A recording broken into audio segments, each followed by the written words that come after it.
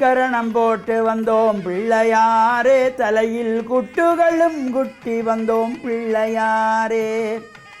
மஞ்சளிலே பிடித்து வைத்தோம் பிள்ளையாரே, ஐயா மஞ்சளிலே பிடித்து வைத்தோம் பிள்ளையாரே. வாழ்வில் மங்களங்கள் தந்திடுவான் பிள்ளையாரே, வாழ்வில் மங்களங்கள் தந்திடுவான் பிள்ளையாரே. தோப்பு கரணம் போட்டு வந்தோம் பிள்ளையாரே, தலையில் குட்டுகளும் குட்டி வந்தோம் பிள்ளையாரே. ஓம் நமச்சிவாய. மேன்மைகள் சைவநீதி விளங்குக உலகமெல்லாம்.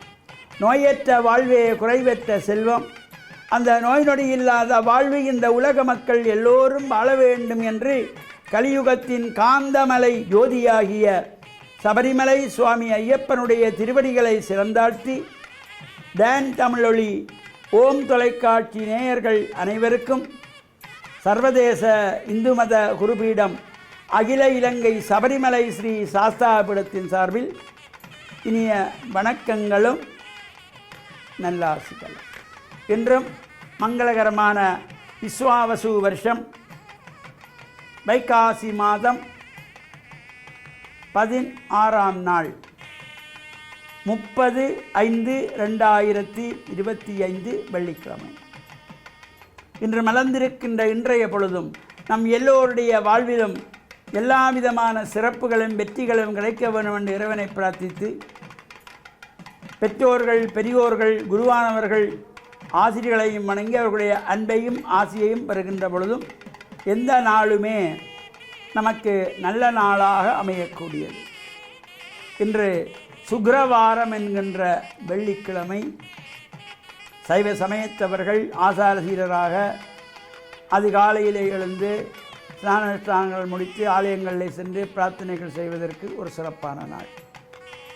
அது மட்டுமல்ல, இன்றைய தினம் விக்னங்கள் தீர்க்கின்ற விநாயகப் பெருமானை வேண்டி மாதங்கள் தோறும் அனுஷ்டிக்கின்றதாகிய வளர்பிறை சதுர்த்தி விரதம். பல்வேறு விநாயகர் ஆலயங்களிலே அபிஷேகங்கள் ஆராதனைகள் சதுர்த்தி உற்சவங்கள் நடைபெறும். அவ்வாறான நிகழ்வுகளில் நாம் கலந்து கொள்வதோடு இந்த விநாயகப் பெருமானை யார் யாரெல்லாம் வேண்டி வழிபாடு செய்கின்றார்களோ அவர்களுக்கு எல்லா விதமான சிறப்புகளும் கிடைக்குமா. தமிழ் மூதாட்டி ஔவை அழகாக சொன்னாள், விநாயகரை வழிபடுகின்றவர்களுக்கு வாக்கு உண்டாம், நல்ல மனம் உண்டாம், மாமலரால் நோக்குண்டாம், மேனி நுடங்காது, பூக்கொண்டு துப்பார் திருமேனி தும்பிக்கையான் பாதம், தப்பாமல் சார்வார் தமக்கு. தன்னால் தவறாமல் யாரெல்லாம் மலர்கள் பறித்து சென்று அருகம்புல்லை கொண்டு சென்று விநாயகருடைய பூஜைக்கு வழங்குகிறோமோ அவர்களுக்கு எல்லா விதமான சிறப்புகளையும் தரக்கூடியதோடு நல்ல வாக்கு வெண்மை, நல்ல பேச்சு திறனை தரக்கூடியவர், நல்ல மனதினை தரக்கூடியவர், நோய் நொடி இல்லாத வாழ்வை தரக்கூடியவர். இவ்வாறு விநாயகருடைய இந்த வளர்பிறை சதுர்த்தியில் நாம் விநாயகப் பெருமானை வழிபாடு செய்வதோடு பல்வேறு ஆலயங்களிலே இலங்கை திருநாட்டில் யாழ்ப்பாணம், மட்டக்களப்பு, கண்டி போன்ற பல இடங்களிலும் வைகாசி மாதத்து விசாக நட்சத்திரத்தை முன்னிட்டதாகிய உற்சவங்கள் ஆரம்பமாகி நடைபெற்று கொண்டிருக்கின்றன. சில ஆலயங்களிலே இன்றைய தினம் உற்சவம் ஆரம்பமாகிறது. அந்த வகையிலே யாழ்ப்பாணம் சங்கானை என்கின்ற பதியிலே இலுப்பைத்தாழ்வு வெல்வில் அருள்மிகு ஸ்ரீ முருகமூர்த்தி தேவஸ்தானம், அந்த முருகப்பெருமானுடைய ஆலயத்திலே இந்த வைகாசி விசாக மகோத்சவம் முருகமூர்த்தி ஆதீன குருமுதல்வர் சிவாகமஞானி சிவபிரம்மஸ்ரீ சிவ நித்யானந்த சிவாச்சாரியார் அவர்களுடைய குரு அருள் ஆசியோடு அவருடைய பிள்ளைகளாலே இந்த உற்சவங்களெல்லாம் சிறப்பாக நடைபெற இருக்கின்றது. அதேபோல் மத்திய மாகாணம் கண்டி பத்துகாமம் அருள்மிகு ஸ்ரீ முத்துமாரி அம்பாள் தேவஸ்தானத்தினுடைய இந்த வைகாசி விசாக மகோத்சவம் கடந்த செவ்வாய்க்கிழமை துவஜாரோகணத்தோடு ஆரம்பமாகி தொடர்ச்சியாக நடைபெற்று வருகின்றது. வைகாசி விசாகத்தன்று பஞ்சரத பவனி 5 ரதங்களோடு கூடியதாக நகர்வலம் வருகின்ற சிறப்பான நிகழ்வும், மறுநாள் வைகாசி பருவத்திலே தீர்த்த உற்சவம் நடைபெறுகின்றது. இவ்வாறான நிகழ்வுகள் நாமும் கலந்து இறையருளை பெற்று மண்ணில் நல்ல வண்ணம் வாழ டான் தமிழொலி ஓம் தொலைக்காட்சி நேயர்கள் அனைவருக்கும் சர்வதேச இந்து மத குருபீடத்தின் சார்பில் நல்ல ஆசிகளை கூறிக்கொள்வதில் மனமகிழ்வு கொள்கிறோம். சர்வே ஜனாக சுகினோ பவந்து, சமஸ்தசன் மங்களானி சந்து. சுபம்.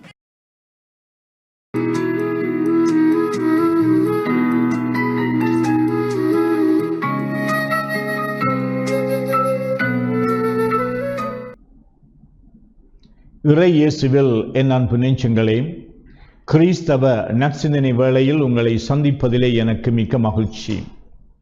ஆண்டவர் இயேசுவின் அன்பும் அருளும் உங்கள் அனைவரோடும் இருப்பதாக. இந்த வேளையில் உங்களுடைய சன்னிதானத்திலே உங்களுக்கு முன்னால் கடவுளுடைய குரல் ஒன்று ஒலிக்கின்றது. உனக்கு என்ன வேண்டும் என்று கேட்கின்றார். எங்களுடைய உள்ளத்திலே எத்தனையோ ஏக்கங்கள், தாகங்கள், விருப்புக்கள் இருக்கின்றன.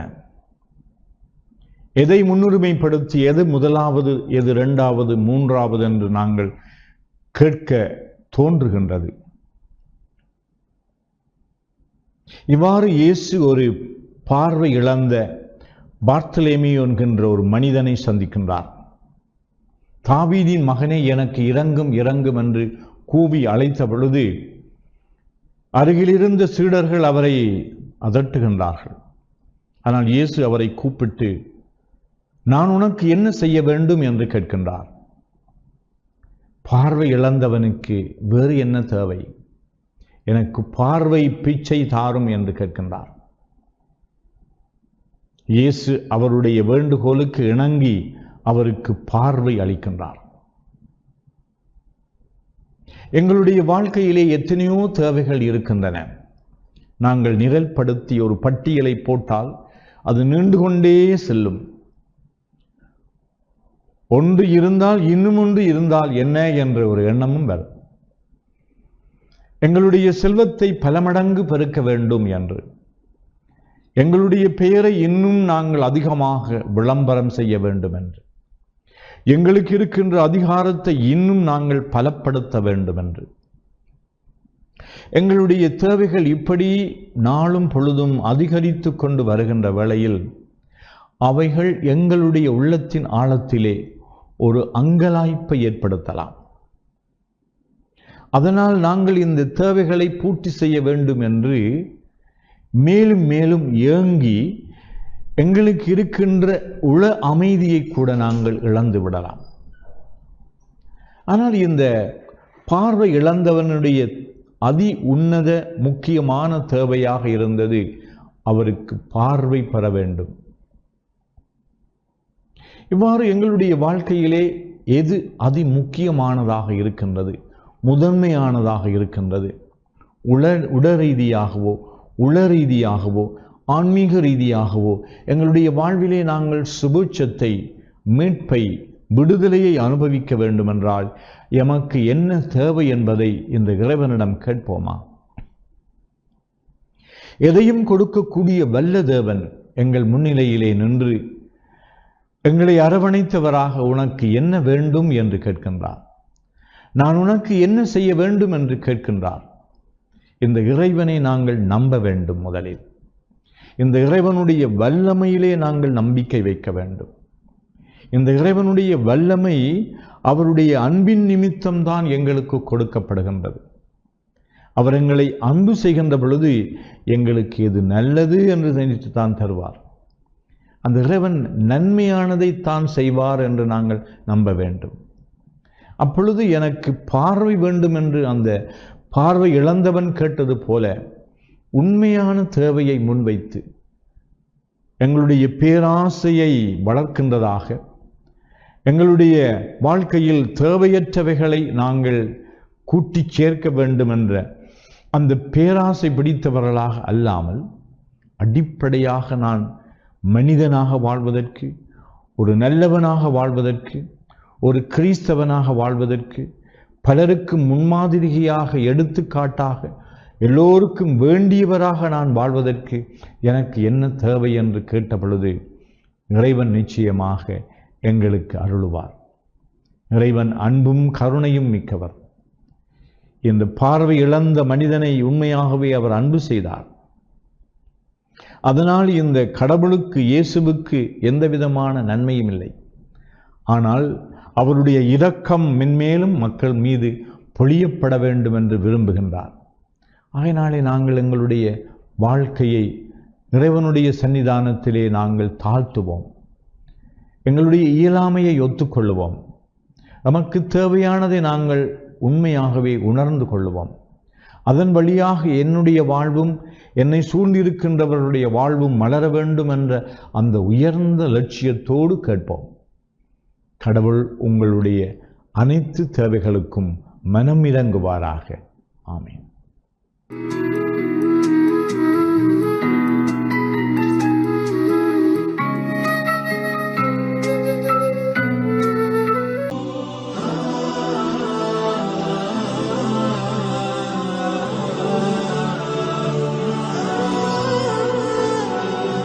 அல்ஹம்துலில்லாஹ் நஹ்மதுஹு வ நஸ்தஈனுஹு வ நஸ்தக்ஃபிருஹு வ நு'மினு பிஹி வ நத்தவக்கலு அலைஹி வ நஊது பில்லாஹி மின் ஷுரூரி அன்ஃபுஸினா வ மின் ஸய்யிஆத்தி அஅமாலினா மன் யஹ்தில்லாஹு ஃபலா முضில்ல லஹு வ மன் யுضلل ஃபலா ஹாதிய லஹு வ நஷ்ஹது அன் லா இலாஹா இல்லல்லாஹு வஹ்தஹு லா ஷரீக லஹு வ நஷ்ஹது அன்ன ஸய்யிதனா வ நபிய்யினா வ மௌலானா முஹம்மதின் அப்துஹு வ ரசூலுஹு வ क़ால அன்-நபிய்யு ஸல்லல்லாஹு அலைஹி வஸல்லம் தலபுல் இல்மி ஃபரீதத்தன் அலா குல்லி முஸ்லிம் ஸதக ரசூலுல்லாஹி ஸல்லல்லாஹு அலைஹி வஸல்லம்.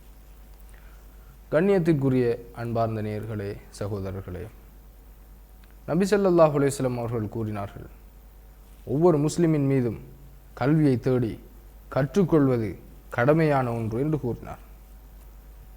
பொதுவாக இந்த ஹதீஸை வைத்து நாங்கள் நோக்கும்போது மார்க்க கல்வி என்பது முக்கியத்துவமான ஒரு இடத்தை பெறுகின்றது. ஏன்? இறைவனால் வழங்கப்பட்ட மார்க்கத்தை விளங்கிக் கொள்கின்ற ஒரு பண்பு, ஒரு தேட்டம், ஒரு தேடல் ஒவ்வொரு முஸ்லிமுக்கும் வர வேண்டும் என்பதுதான் இந்த ஹதீஸுடைய நோக்கமாக இருக்கின்றது. இந்த பொன்மொழி கூறுவது என்ன? வாழ்வின் நோக்கத்தை அறிந்து கொள்ளக்கூடிய கல்வியை தேடுவது ஒவ்வொரு மனிதனின் மீது கடமை.